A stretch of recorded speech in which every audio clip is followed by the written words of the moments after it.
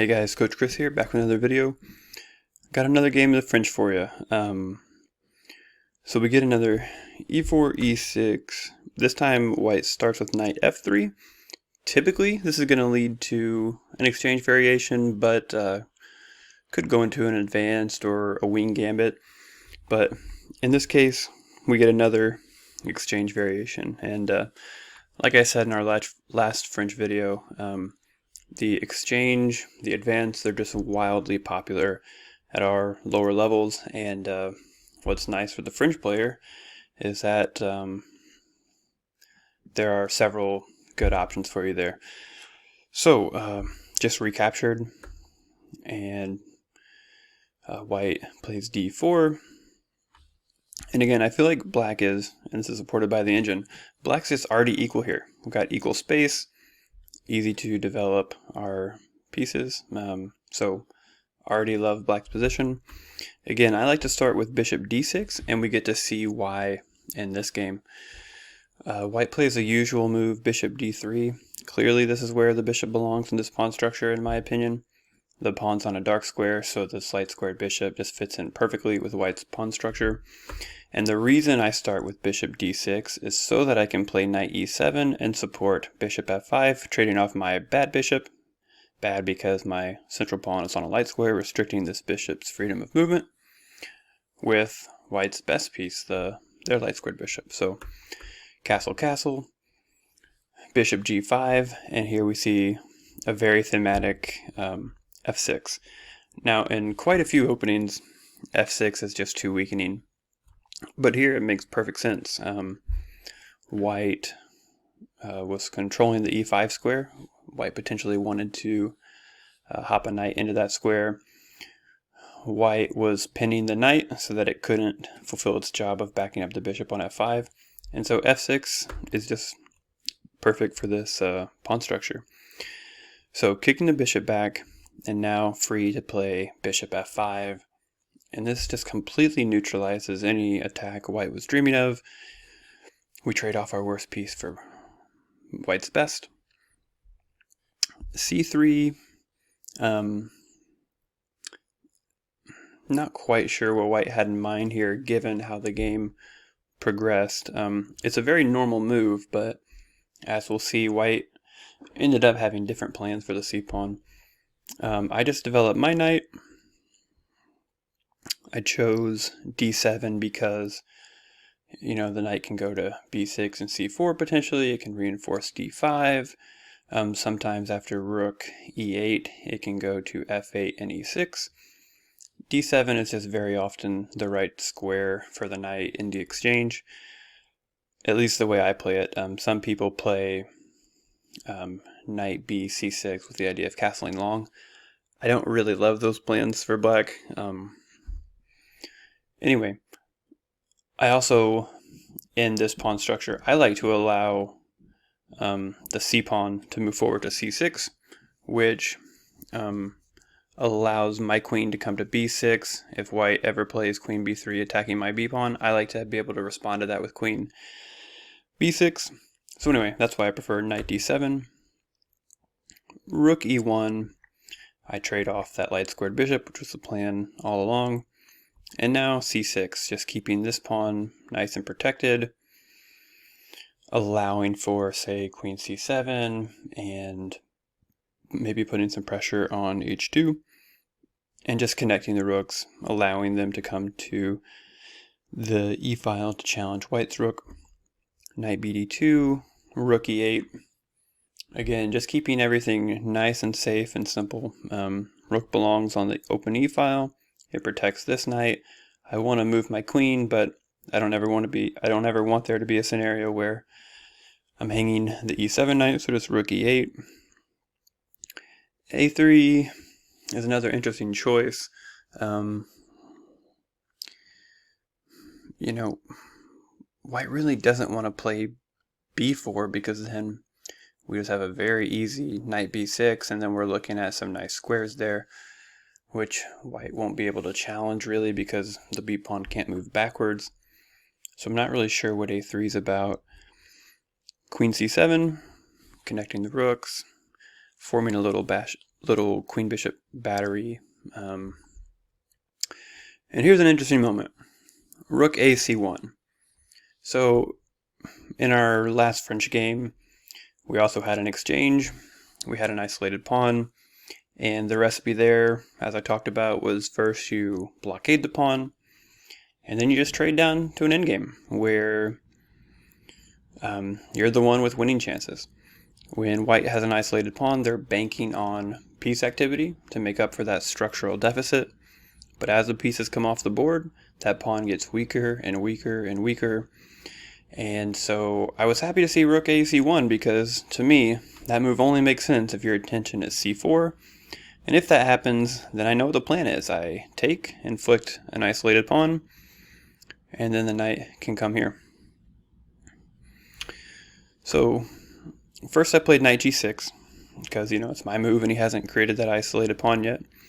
So knight g6, hitting the dark squared bishop, bishop g3, and now knight f4, hitting the queen. White really can't tolerate that knight there. It's a very annoying piece. And so white trades.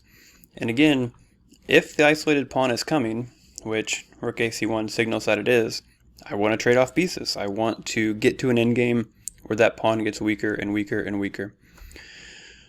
Queen f5. Queen f5 kind of looks cool, but I'm not exactly sure what we're threatening here. G6 just kicks the queen right back and allows king f7. Again, an endgame is coming, so I want to centralize my king. And as pieces come off the board, the king is in less and less danger. And finally we get c4. Now here you could take, but I went with knight b6 first, thinking that if he takes, which is what happened in the game, then I can just recapture. I thought he might take because he played rook a c1, and I assumed that he would want a semi-open c-file for that rook, since that's why he put it on c1. But the engine doesn't complain about that move for white, but it just feels so wrong to me. And now I just have everything that I want. I've got the pawn blockaded. The heavies are going to come off on the e-file, and my king is closer to the center than white's. So I'm feeling really good about my position here. Objectively equal, but there's just no way black can lose this game. Whereas black can press and press and press and try to grind white down in an endgame. G3, trying to reduce the pressure on h2, but encouraging me to trade pieces, which again is what I want to do, as I've said many times before. Knight takes d2. Again, you know what the recipe is, just trading down, trying to get to a favorable endgame, and white avoids the trade. So queen e7, threatening to enter the position, trying to get those queens off the board. Queen b3, looking at b7, so queen can't come in yet because b7 would fall with check. I played rook d8. There was probably a cleaner way to reorganize here, and I sort of thought about that after the game, but the engine says all of this is completely fine. So rook d8, preparing rook d7. From the d-file, it potentially eyes the d4 pawn, and if white's rook ever comes back to e1, the queen can go to either of these squares. At some point the rook can slide back over and offer a trade. Black's just very comfortable here. And black has all the time in the world. There's no need to rush. There's no need to risk anything. So just rook d8. Knight f3. Again, thanks to these pawns, the knight has nowhere to go. All the squares are covered. So the idea behind knight f3 must be to prepare rook e1, which, again, that's fine because stuff that's going to get traded on the e-file, which is what I'm here for. Rook e7, and we trade. So queen takes e7, protecting the b pawn, getting closer and closer to the dream endgame. White played knight c4. Here I played b5, which looks a little strange. But, white can't play knight a5 because of this fork. And, if white plays knight d2, then, queen coming in with check is going to force white into a very passive position. So b5 is just fine to the engine, but I didn't consider knight e3, or at least when I did consider it, I didn't appreciate that my knight was pinned to my king. I rejected knight e3 as a possibility for white because, well, I'm just taking and inflicting another structural weakness on e3 after all the captures, but of course my knight can't move. So white is not as bad off as I thought they were. So queen e6, breaking the pin. White takes, I take. Didn't want to take with the c-pawn because, that would drop b5, and, even if I come down and check, white can block. So I take with the queen, and now here the engine thinks there are several completely fine options for white. I think white had to capture on d5 from a practical perspective. This queen is just too annoying. Can always hop on the e-file. It's attacking d4, protecting c6. I really think white had to trade down. But white indicates that they want more than a draw and plays queen b4. I play queen e4, making my queen a little bit better, still protecting c5. Maybe someday there's no, c5 is, well, I was thinking about the possibility of maybe an a6 c5 break, and then if the queen ever captures, then that allows my queen to come in, but there's probably just nothing to that. But queen e4 is still a very, very annoying square for my opponent. Queen b3 check, and I started with king g7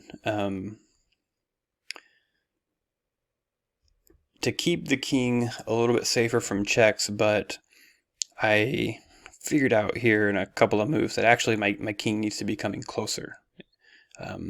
We're in an endgame, you gotta centralize the king. And so I figured that out eventually. Queen c3, again, the queen on e4 does such a great job of dominating the e-file, controlling the c, protecting the c-pawn, attacking d4. I bring my king back, and now b4 from white. I guess the idea is to completely clamp down on the c-pawn and make sure that pawn is never running.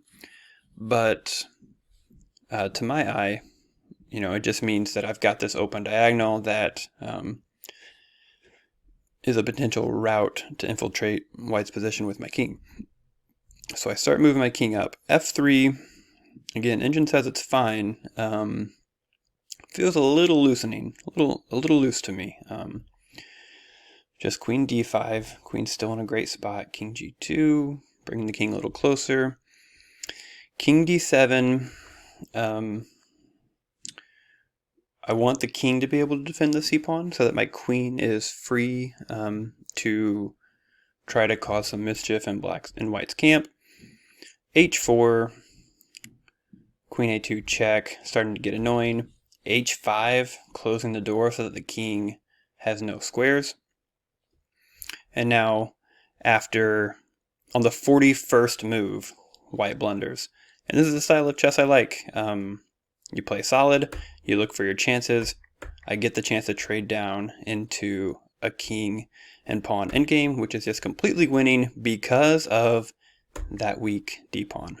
Here are the rest of the moves I just took, and now just start pushing that pass pawn and win the game. So anyway, hope you guys enjoyed this another French video. Thanks for watching. Keep grinding those tactics, and I'll see you in the next one.